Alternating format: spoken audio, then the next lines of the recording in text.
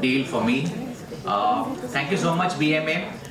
As specialists and super specialists, we tend to meet our own people all the time, and it sort of disengages us from meeting a diverse group of population. So this, I feel, is an excellent platform. So thank you so much. And we talk about this group of patients, which is oral cancer and clefts.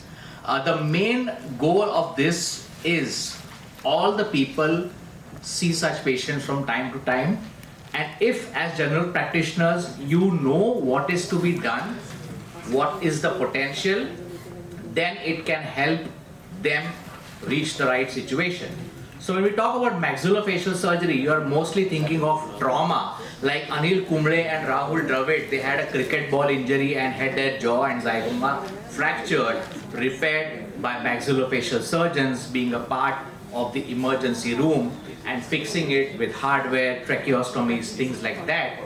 But the most important thing is about oncology and reconstruction.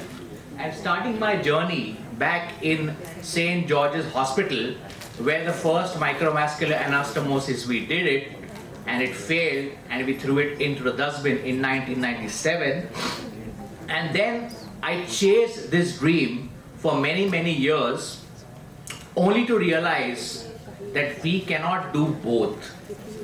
And it is like this photograph of trying to climb Mount Everest, and the people who quit just 20 meters from the top, they survive. So life is all about knowing when to quit and doing your best and must focus.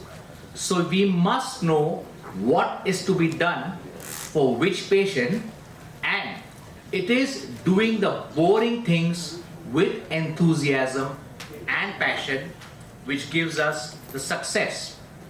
And the reconstruction also needs an artistic mind to incorporate subtle local flaps which are similar to the structure of your face, so the facial deformity for the patient is as less as possible.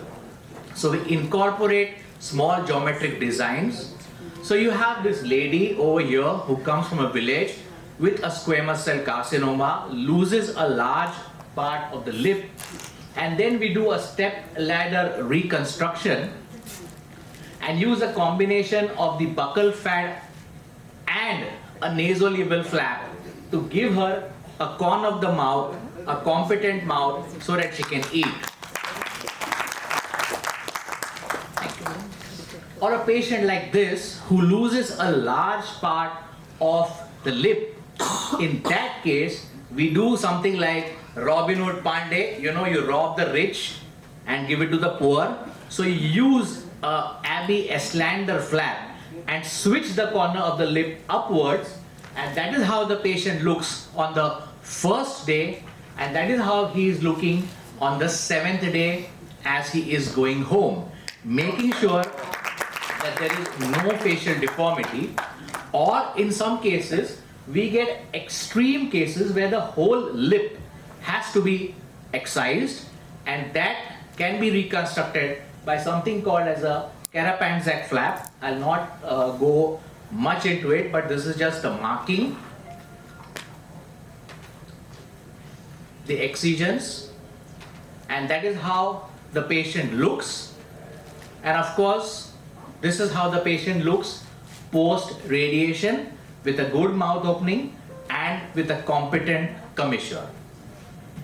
Now, as we are doing the next, and we want to make sure that we want to do a functional reconstruction of the tongue with, say, a skip flap or a radial forearm flap or a fibula, we must practice vessel preservation as we go.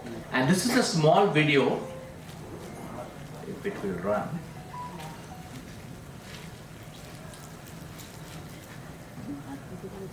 Okay, the video is not running. So what do we do for a patient who is a non-insurance or an insurance-based private patient where there is a midline lesion, a large mass to be removed? We give an anterolateral thigh flap So you can see it's almost 15 by 12 centimeter defect which is given, and the patient is reconstructed, or sometimes a lesion which is there across the midline, then the lesion is pulled through, the tracheostomy is done, and the muscle covering the plate of the fibula with the FHL is the trick, so that there is no post radiation exposure, and putting only 2 to 3 screws in the horizontal barrel segment of the fibula, as is seen over here. Now this is the cutting tools which we use. We use a Synthes reciprocating saw, so the cut is done almost in a minute instead of the old gigglies which we were doing that for the last 10 or 15 years. And this is the new device, which is the piezoelectric device which we have. So this makes the cut practically bloodless, and the same device is used to cut the fibula. This is another video of the piezoelectric being used real time. You can see there is hardly any bleeding.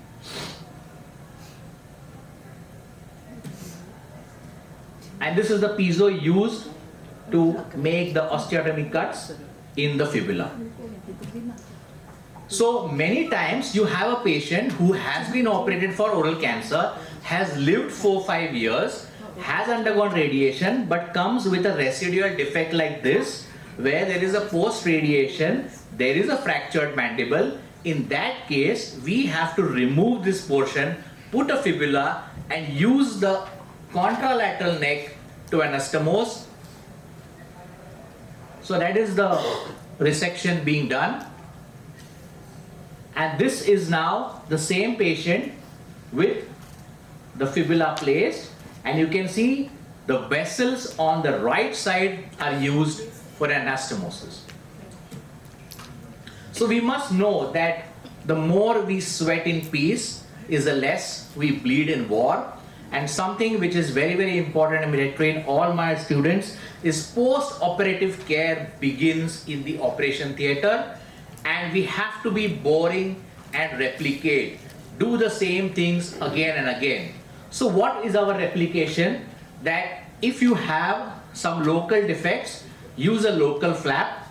If there's a mandible lesion crossing the midline, we must give a fibula with an FHL cover. Large skin defects must give an anterolateral thigh flap. CA tongue, of course, a radial forearm flap. And a routine GBS or an RMT can be reconstructed with a basic pectoralis major myocutaneous flap. So the second topic is about the cleft maxilla. And I remember a phone call which I had when Chinmay had come from Ireland. He had this patient, I don't know if he remembers it, he had this patient diagnosed on ultrasound with a bilateral lip and palate, and we had these discussions what can be done. But in the ideal scenario, a baby born with a lip and a palate needs to undergo so many operations. That is if everything goes well.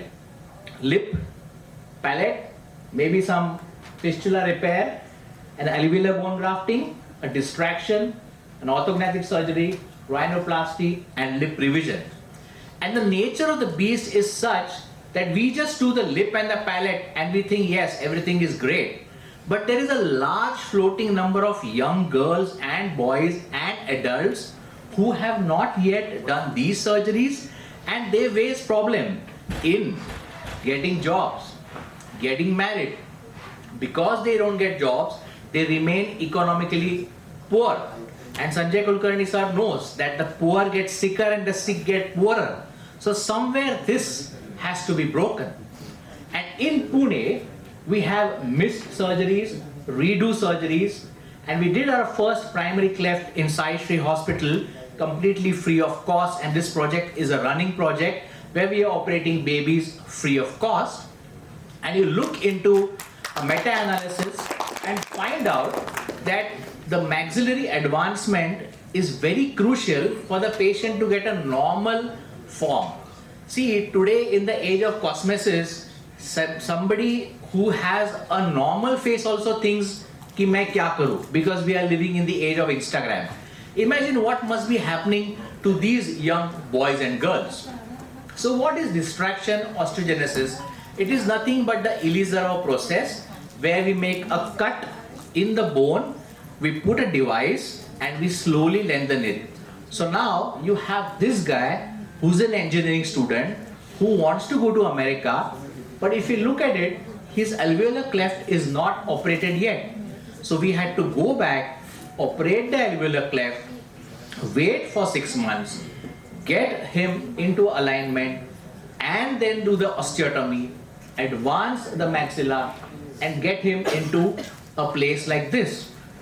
Or this young engineering girl who needs distraction, she needs rhinoplasty, and she needs lip revision.